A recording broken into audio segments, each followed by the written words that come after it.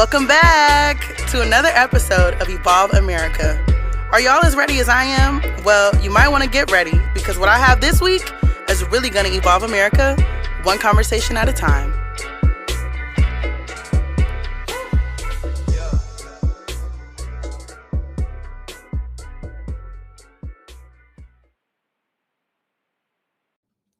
Hey y'all, I'm so excited to be dropping this episode. It's actually about session. So, if you don't know, every year our senators and our representatives come to the state capitol in Montgomery, Alabama to create laws for our state.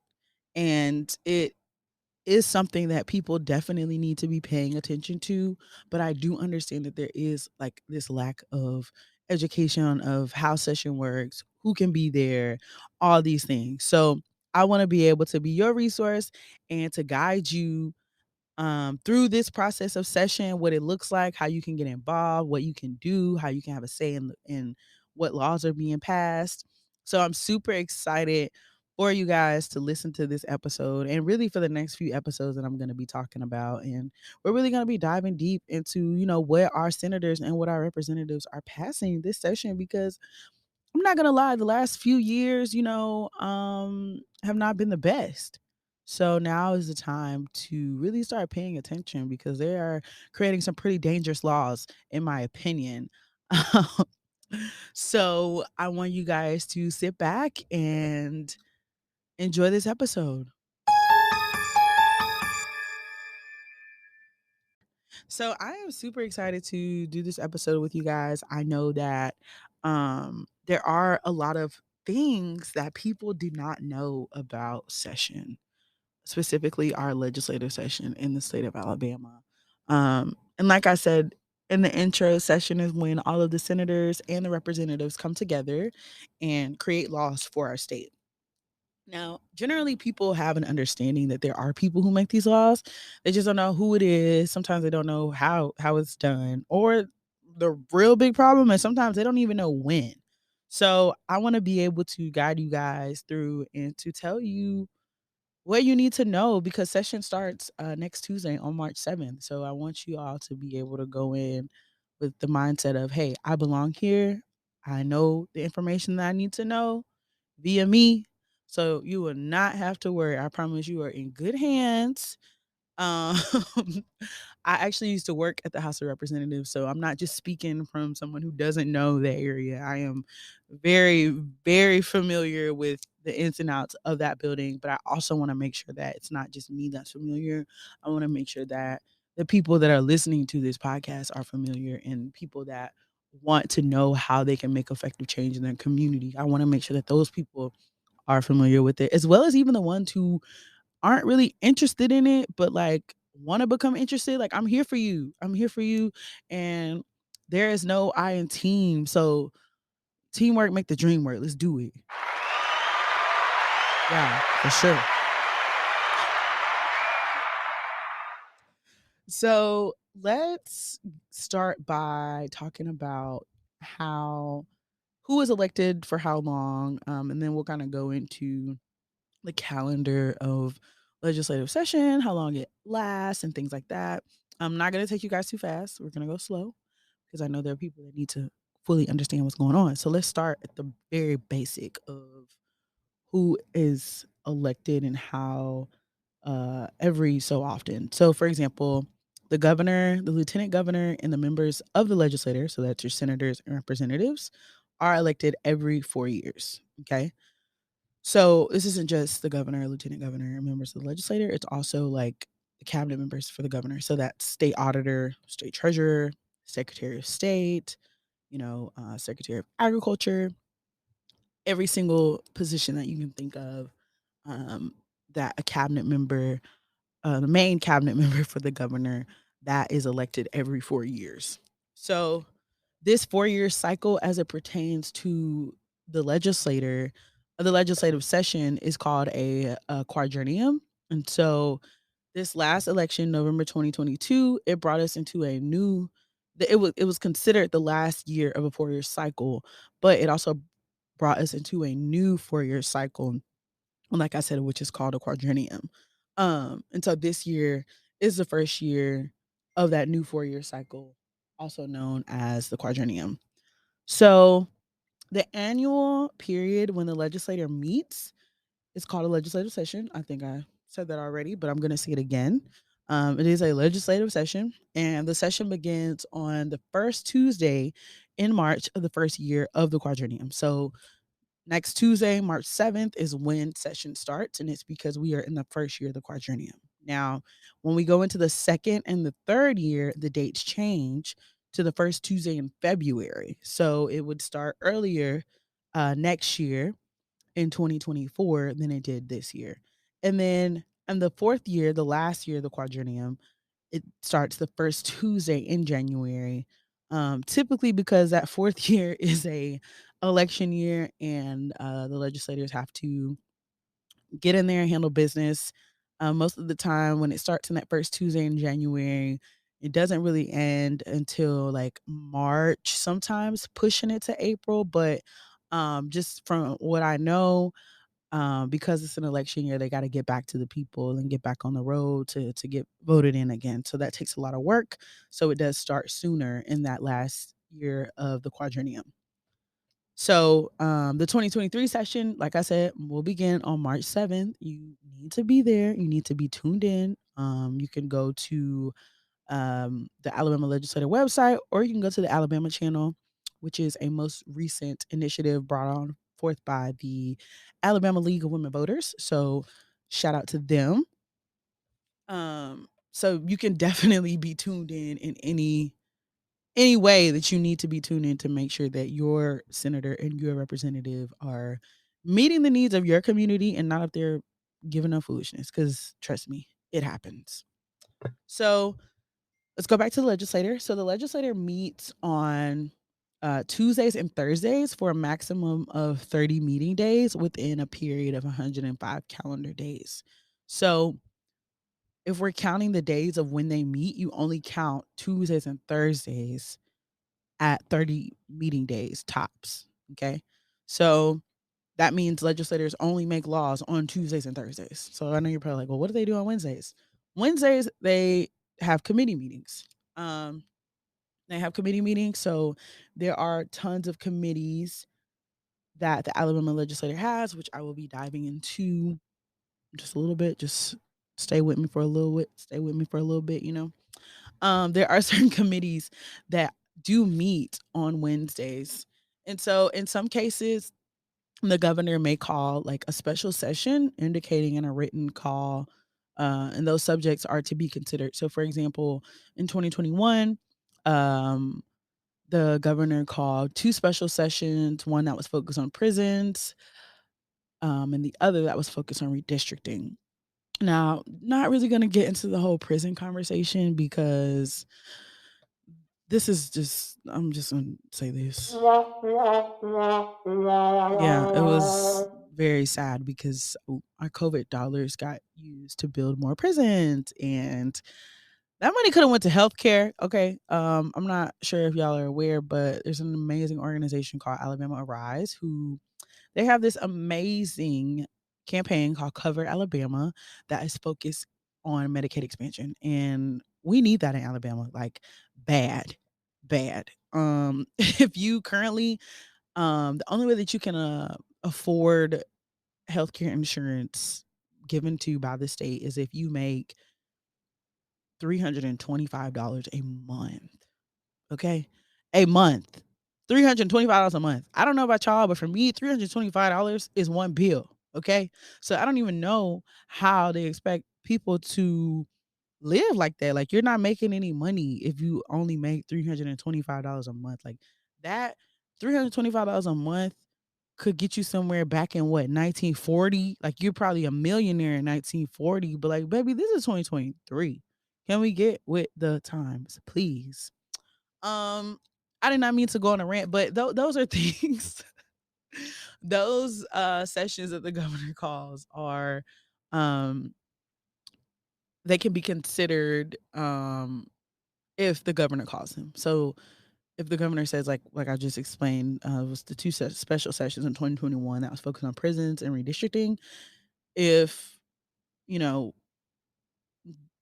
those are the only ones that can be discussed. No other legislation on any other subjects can be discussed unless it's approved by a two-thirds vote. So if they want to go in and talk about prisons and redistricting at the same time, they would have to go in and make sure that those things they had to go in and make sure that they would be approved by a two-thirds vote. So that is that. Um, so let's kind of talk about the two sides of the legislator. But commercial first. We'll be back.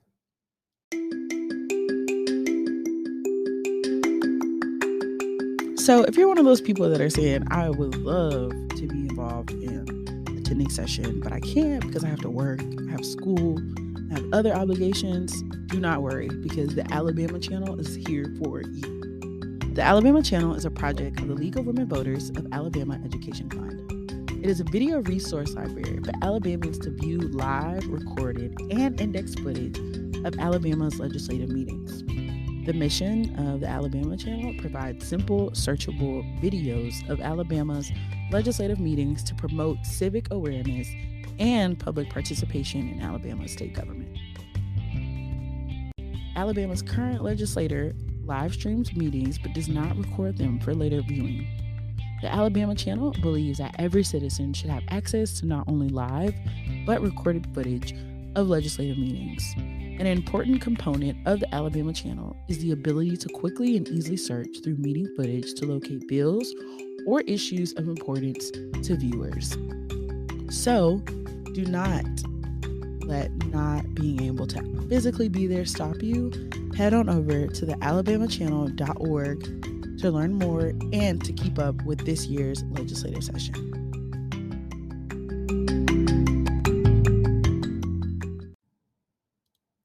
So we're back. So what we left off as I was explaining that there were two different sides of the Alabama legislature, and it has two chambers. That is the Senate and the House of Representatives. So the Senate has 35 members from 35 Senate districts. So 35 senators in the Senate chamber. The presiding officer is the lieutenant governor. In his or her absence, the role is filled by the president pro tempore, which is also known as president for a time, but called president pro tem for short. And they are elected from the Senate by its members at the beginning of each quadrennium. And the second chamber, the second side of the Alabama legislature is the Alabama House of Representatives. So the House of Representatives has 105 members from 105 House districts. And the presiding officer in the House of Representatives is the Speaker of the House. He or she is also elected from the chamber by its members at the beginning of each quadrennium. And if the Speaker of the House is not in the is in the absence of the Speaker of the House, the Speaker pro tem presides in the Speaker's absence.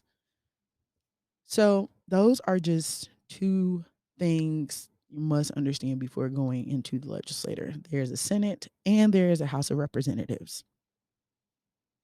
So now let's talk about how a bill becomes a law and just some data around that. So the main work of the legislator is passing laws, and around 3,000 bills and resolutions are introduced each year. Some 40% of these are local in nature, and about 180 to 200 general bills pass each year. Of these, only about 18 to 20 affect the entire state. So that means that some of these bills that are being passed, it can pertain to representatives or senators' local areas. It may not be a direct impact of the state, but it's still important to be tuned in.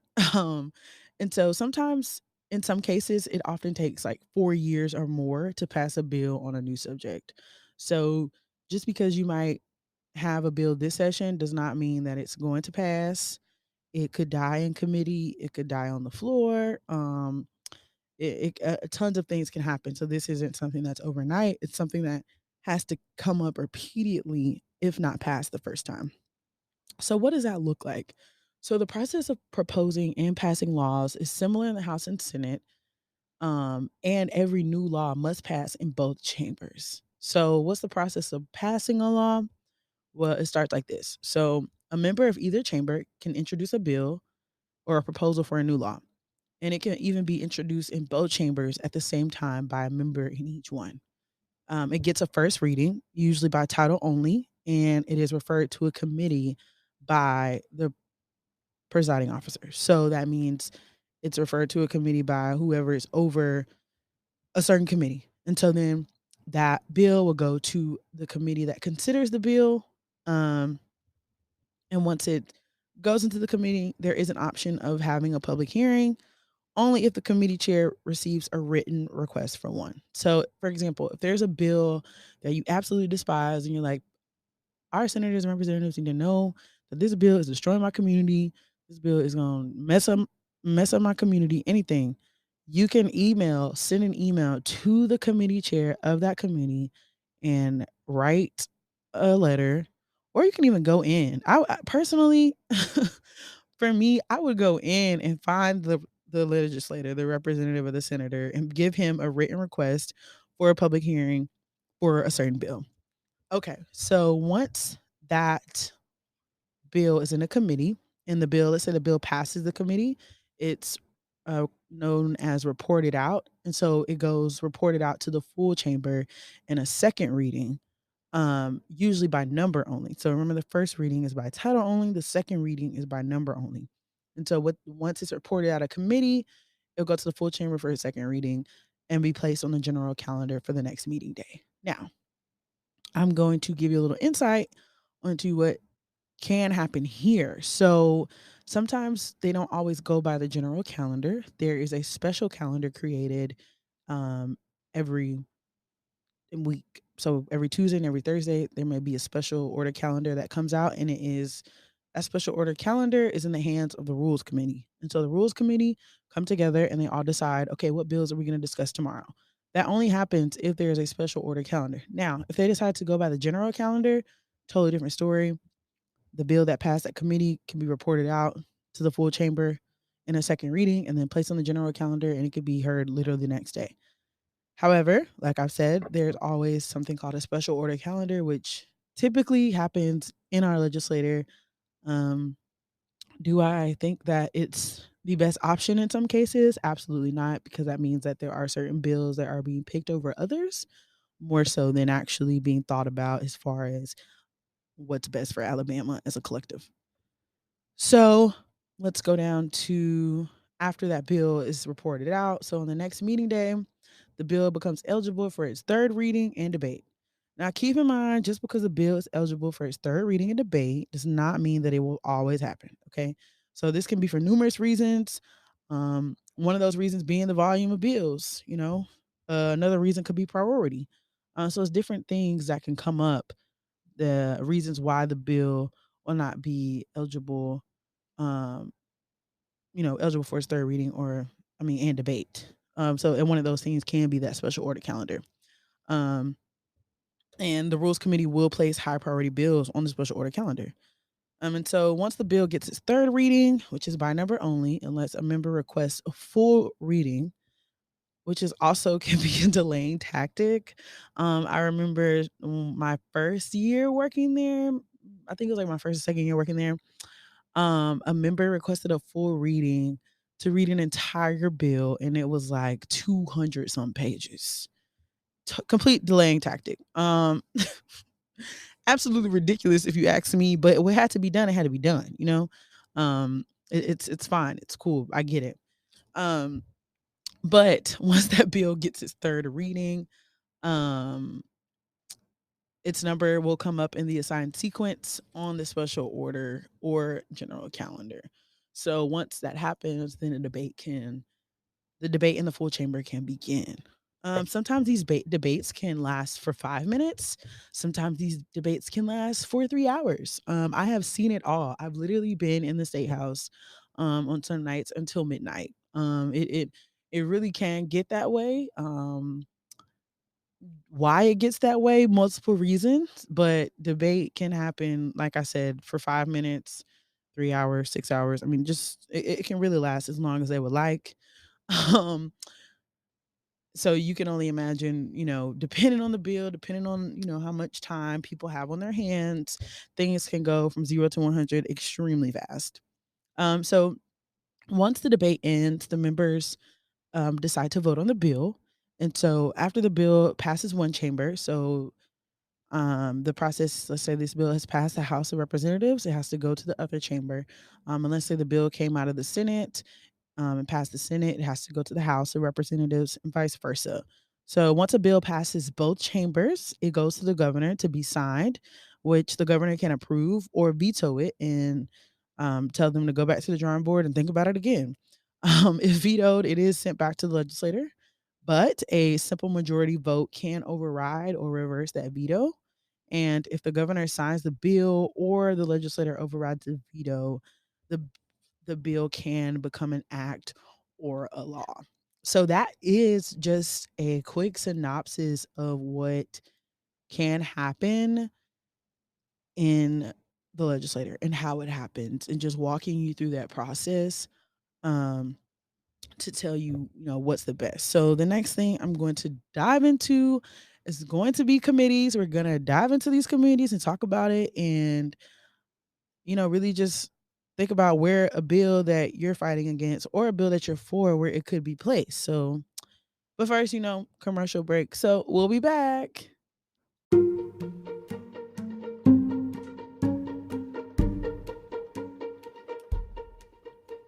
The Alabama League of Women Voters.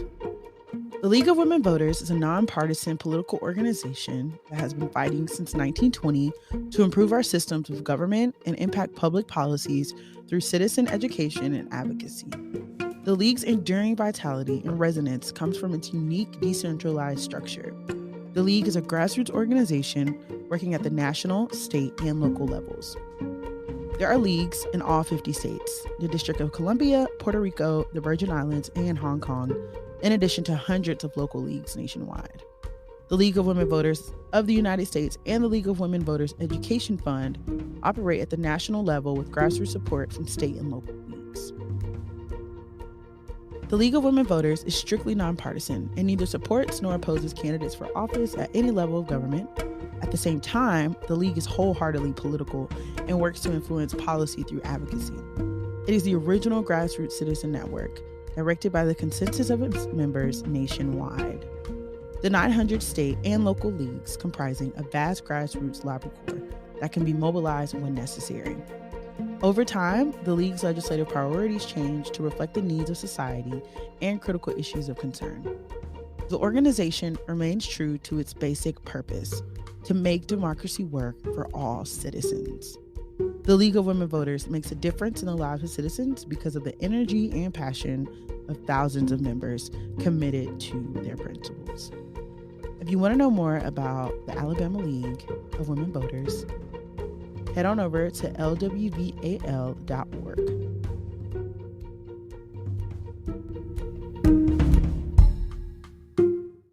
Whoa there. Before we go any further, I have to drop this ad.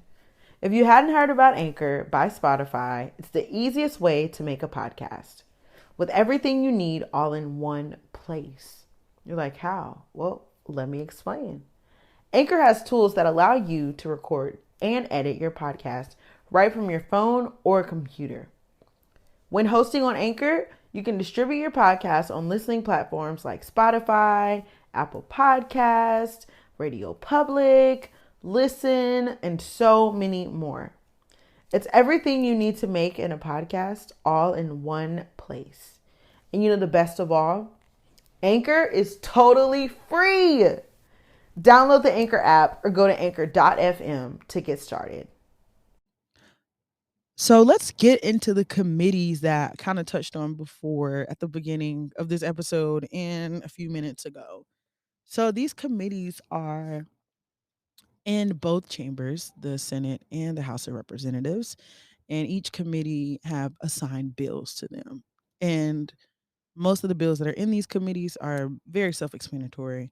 But I'm going to read off it's all 33 committees in the House of Representatives, so bear with me. All right, so you got Agriculture and Forestry, you got Baldwin County Legislation, Boards, Agencies, and Commissions, Children and Senior Advocacy, Commerce and Small Business, Constitution, Campaigns, and Elections, county and municipal government, economic development and tourism, education policy, ethics and campaign finance, financial services, fiscal responsibility, health, insurance, Jefferson County legislation, judiciary, Lee County legislation, Limestone County legislation, local legislation, Madison County legislation, military and veteran affairs, Mobile County legislation, Montgomery County legislation,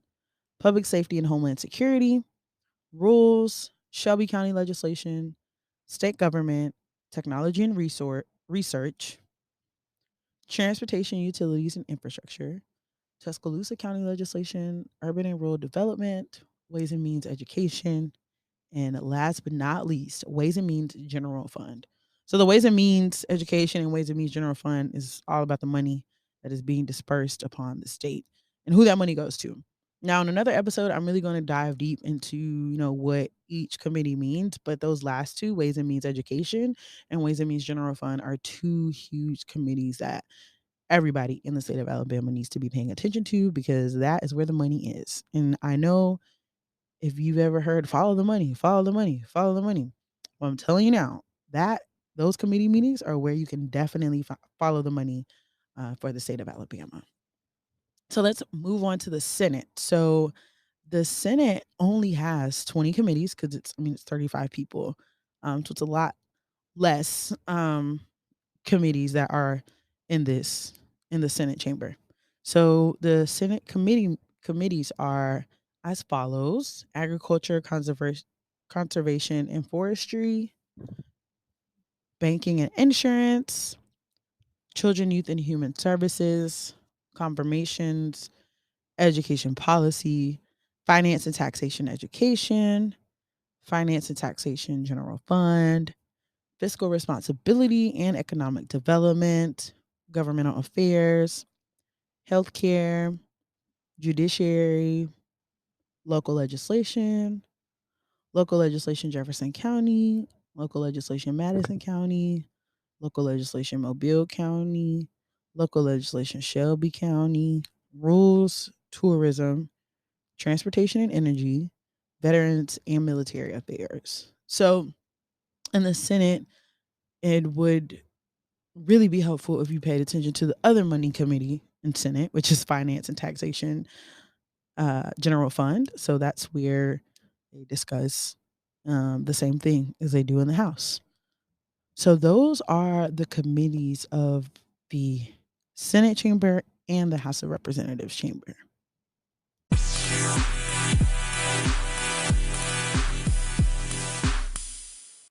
So I really hope you guys enjoyed that episode as much as I enjoyed talking about it.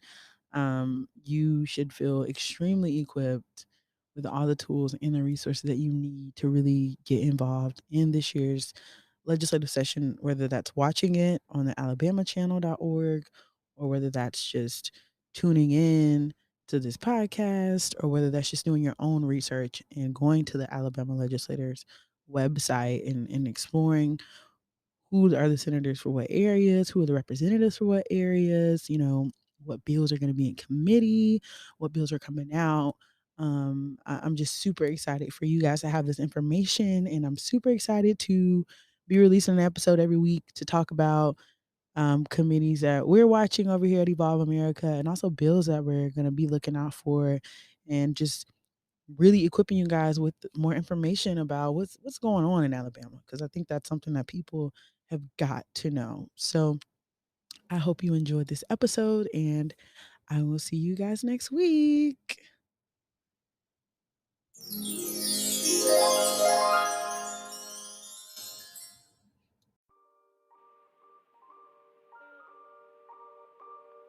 Yeah, I really mean it. Like, every word. Yeah, I said what I said. Yeah, I meant it. Yeah.